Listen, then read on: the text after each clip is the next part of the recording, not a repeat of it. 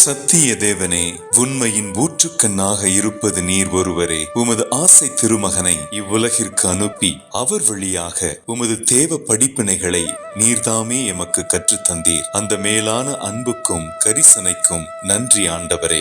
மெய்ஞானத்தின் ஆண்டவரே என்று தப்பிரை கொள்கைகளாலும் அரைகுறை மற்றும் தவறான விவிலிய விளக்கங்களாலும் நீர்த்து போன ஆன்மீக அறிவுரைகளாலும் வியாபார மற்றும் ஆதாய நோக்கம் கொண்ட ஊழியங்களாலும் எளிய மக்களை குழப்பி கலங்கிய நீரில் மீன் பிடிக்கும் ஊழியக்காரர்களை உமது கரங்களில் தந்து ஜெபிக்கின்றோம். மத்தேயு நற்செய்தி இயல் 7:15 போலி இறைவாக்கினர்களை குறித்து எச்சரிக்கையாயிருங்கள். ஆட்டுத்தோலை போர்த்தி கொண்டு உங்களிடம் வருகின்றனர், ஆனால் உள்ளேயோ அவர்கள் கொள்ளையிட்டு தின்னும் ஓநாய்கள் என்று திருமகன் போலி இறைவாக்கினர்களை குறித்து கண்டனம் செய்வதை பார்க்கிறோம். அன்பின் ஆண்டவரே, இப்படி சுயமாக உருவாகும் ஊழியர்கள் தீர்ப்பு நாளில் சின்னஞ்சிறு சகோதரர்களுக்கு இடரலாயிருப்பதால் இவர்களுக்கு கிடைக்க போகும் தண்டனை தீர்ப்பை பற்றி மறந்து விடாதபடிக்கு அவர்களை நீர் ஆட்கொண்டு கற்பித்தருளும். அவர்களுக்கு மனமாற்றம் தாரும். இறை உண்மைகளை திரித்து கூறாமல் சத்திய வேதம் சொல்லும் கருத்துக்களை தூய ஆவியின் ஏவுதலின்படி